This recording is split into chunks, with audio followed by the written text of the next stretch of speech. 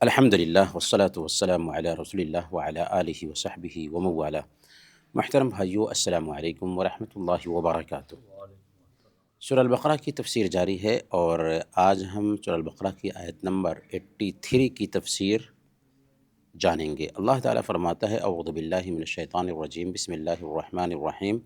وَإِذْ أَخَذْنَا مِيثَاقَ بَنِي إِسْرَائِيلَ لَا تَعْبُدُونَ إِلَّا اللَّهَ وَبِالْوَالِدَيْنِ إِحْسَانًا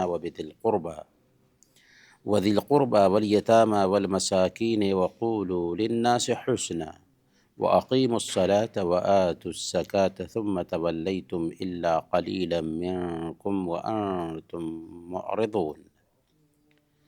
اور جب ہم نے بنو اسرائیل سے وعدہ لیا کہ تم اللہ کے سوا دوسرے کی عبادت نہ کرنا اور ماں باپ کے ساتھ اچھا سلوک کرنا، اسی طرح رشتہ داروں، یتیموں اور مسکینوں کے ساتھ، اور لوگوں کو اچھی باتیں کہنا، نمازیں قائم رکھنا اور زکوٰۃ دیتے رہنا، لیکن تھوڑے سے لوگوں کے علاوہ تم سب کے سب پھر گئے اور منہ موڑ لیا۔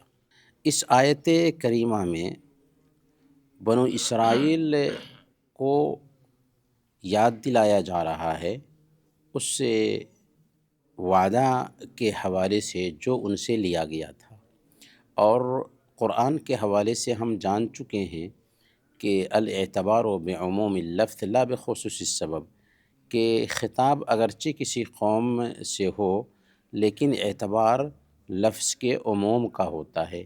تو ایسا نہیں ہے کہ اس آیت میں اگر خطاب بنو اسرائیل سے ہے تو صرف بنو اسرائیل ہی اس آیت کے مخاطب ہوں گے، بلکہ اس آیت کے مخاطب سارے انسان ہیں قیامت کے دن تک آنے والے۔ اللہ تعالیٰ نے کیا فرمایا اس آیت میں؟ کہا کہ یاد کرو اس وقت کو جب کہ ہم نے بنو اسرائیل سے وعدہ لیا تھا کیا کیا کرنے کا؟ تو سب سے پہلے نمبر پر وعدہ لیا کہ اللہ کے علاوہ کسی دوسرے کی عبادت نہ کرنا۔ جب ہم عبادت کی بات کرتے ہیں تو عبادت چار طرح کی ہوتی ہے۔ ایک عبادت ہے جس کو ہم بدنی عبادت کہتے ہیں، جیسے نماز ہے، طواف ہے، رکوع ہے، سجدہ ہے۔ ایک عبادت ہے جسے مالی عبادت کہتے ہیں، جیسے صدقہ اور خیرات ہے۔ ایک عبادت ہے جسے زبانی عبادت کہتے ہیں، جیسے ذکر ہے۔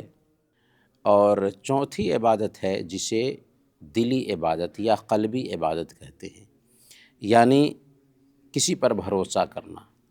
تو کبھی کبھار ایک انسان عبادت کر لیتا ہے لیکن بولتا بھی نہیں، عبادت کر لیتا ہے لیکن کرتا بھی نہیں، یعنی عمل سے ظاہر بھی نہیں کرتا، لیکن دل میں وہ عبادت ہو جاتی۔ مثال کے طور پر ایک آدمی کسی درگاہ کے پاس سے گزرا یا مندر کے پاس سے گزرا اور اس کے دل میں یہ خیال آیا کہ اگر میں اس پہ کچھ پیسے نہ ڈالوں تو کچھ حادثہ ہو سکتا ہے، تو یہ احساس ڈر پیدا ہوتے ہی اس نے شرک کر لیا۔ تو گویا کہ عبادت کبھی کبھار دل سے بھی ہوتی ہے، اور اگر یہ سارے کام اللہ کے علاوہ کسی اور کے لیے کیے جائیں یا ان کاموں میں سے کوئی ایک کام بھی اللہ کے علاوہ کسی اور کے لیے کیا جائے تو وہ شرک ہو جاتا ہے۔ تو پہلے نمبر پر کہا بنو اسرائیل سے کہ لا تعبدون الا اللہ، اللہ کے علاوہ کسی اور کی عبادت مت کرنا۔ دوسرے نمبر پر کہا وبالوالدین احسانا، ماں باپ کے ساتھ اچھا سلوک کرنا۔ گویا کہ اللہ کے حق کے فوراً بعد کس چیز کا حکم ہے؟ کہ ماں باپ کے ساتھ اچھا سلوک کیا جائے، اور یہ بندوں کے حقوق میں سب سے افضل عمل ہے۔ اسی لیے حضرت عبداللہ بن مسعود رضی اللہ تعالیٰ عنہ سے روایت ہے، انہوں نے اللہ کے نبی صلی اللہ علیہ وسلم سے پوچھا کہ ای العمل افضل، سب سے بہتر عمل کون ہے؟ تو آپ نے فرمایا الصلاۃ علی وقتہا، نماز کو وقت پر ادا کرنا۔ پوچھا گیا پھر کون سا؟ آپ نے فرمایا بر الوالدین، ماں باپ کے ساتھ میں اچھا سلوک کرنا۔ یہ صحیح بخاری کی روایت ہے۔ تو اس سے پتہ یہ چلتا ہے کہ اللہ کے حق کے فوراً بعد ماں باپ کا حق ہے۔ تیسرا جو حکم دیا گیا وہ یتیموں کا خیال کرنا ہے۔ یتیم کسے کہتے ہیں؟ یتیم کہتے ہیں وہ بچہ یا وہ بچی جس سے کا باپ بلوغت سے پہلے وفات پا گیا ہو، وہ یتیم ہے۔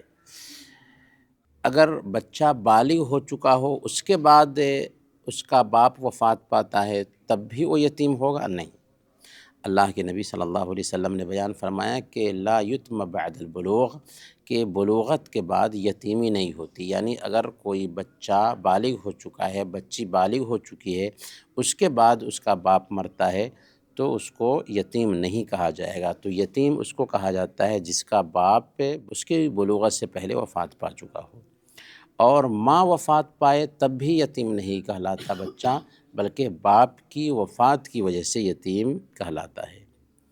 والمساکین، پانچویں نمبر پر حکم یہ دیا کہ مسکینوں کا خیال کرنا۔ چھٹے نمبر پر حکم دیا کہ وقولوا للناس حسنا، اور لوگوں سے اچھی بات کرنا۔ اچھی بات میں کیا آتا ہے کہ لوگوں کو اچھائی کا حکم دیا جائے، برائی سے روکا جائے، اور یہ بھی ہے کہ نیکی کے کسی بھی کام کو حقیر نہیں سمجھنا چاہیے۔ اللہ کے نبی صلی اللہ علیہ وسلم نے بیان فرمایا کہ لا تحقرن من المعروف شیئا ولو ان تلقى اخاك بوجه طلق، کہ نیکی کے کسی بھی کام کو حقیر مت سمجھو یہاں تک کہ اپنے بھائی سے مسکراتے چہرے کے ساتھ ملنا کیوں نہ ہو۔ تو اپنے بھائی سے مسکراتے چہرے کے ساتھ ملنا بھی دراصل یہ نیکی کا کام ہے۔ ساتویں نمبر پر اللہ تعالیٰ نے حکم دیا وَأَقِيمُوا الصَّلَاةَ وَآتُوا الزَّكَاةَ، کہ نماز قائم کرتے رہنا اور زکوٰۃ دیتے رہنا۔ یہ نماز وہ نماز ہے جو بنو اسرائیل کو حکم دیا گیا تھا، کیونکہ نماز کا حکم ساری امتوں کو تھا، تو بنو اسرائیل کو بھی نماز کا حکم تھا، زکوٰۃ کا حکم تھا، تو ان کے حساب سے یہ نماز اور زکوٰۃ کا حکم تھا۔ لیکن ہوا کیا؟ اللہ تعالیٰ نے فرمایا کہ یہ تو ایگریمنٹ لیا تھا بنو اسرائیل سے، لیکن اللہ تعالیٰ فرماتا ہے ثم تولیتم الا قلیلا منکم وانتم معرضون، لیکن تم میں سے اکثر لوگوں نے منہ پھیر لیا۔ اکثر لوگ اس تعلیمات کو فالو نہیں کر سکے، تو اس سے پتہ یہ چلتا ہے کہ اللہ رب العالمین کے جو احکامات ہوتے ہیں اس لیے ہوتے ہیں تاکہ ایک انسان ان پر عمل کر سکے، اور جب ہم اللہ کی شریعت پر عمل کرتے ہیں تو دنیا میں سکون پاتے ہیں، دنیا میں اچھی زندگی ملتی ہے، اور مرنے کے بعد نجات ملنے والی ہے۔ تو اللہ تعالیٰ نے بنو اسرائیل کی مذمت کی کہ ان سے وعدہ لیا گیا تھا کہ یہ کام کرنا، لیکن ان میں سے کچھ ہی لوگ اس پر ٹکے رہے کہ اللہ کے نبی صلی اللہ علیہ وسلم کے آنے سے پہلے اس تعلیم پر عمل کیا، اور اللہ کے نبی صلی اللہ علیہ وسلم کے آنے کے بعد اللہ کے نبی صلی اللہ علیہ وسلم پہ ایمان لائے، کیونکہ اللہ کے نبی صلی اللہ علیہ وسلم کی بعثت کے بعد ان تعلیمات کو اپنانے کا مطلب کیا ہے کہ اللہ کے نبی صلی اللہ علیہ وسلم پر ایمان لایا جائے، کیونکہ نجات اللہ کے نبی صلی اللہ علیہ وسلم کے آنے کے بعد آپ کی اطاعت ہی میں ہے۔ اسی لیے عبداللہ بن سلام رضی اللہ تعالیٰ عنہ یہودی عالم تھے، انہوں نے اسلام قبول کیا۔ برکیف ان آیات میں بنو اسرائیل سے خطاب ہے، لیکن یہ حکم تمام انسانوں کے لیے ہے، قیامت کے دن تک آنے والے لوگوں کے لیے ہے کہ اللہ کی عبادت کرنا، ماں باپ کے ساتھ اچھا سلوک کرنا، رشتہ داروں کا خیال کرنا، یتیموں کا خیال کرنا، مسکینوں کا خیال کرنا، لوگوں سے اچھی باتیں کہنا، اور نماز قائم کرنا، زکوٰۃ دینا۔ وصلی اللہ علی نبینا محمد وعلی آلہ وصحبہ اجمعین۔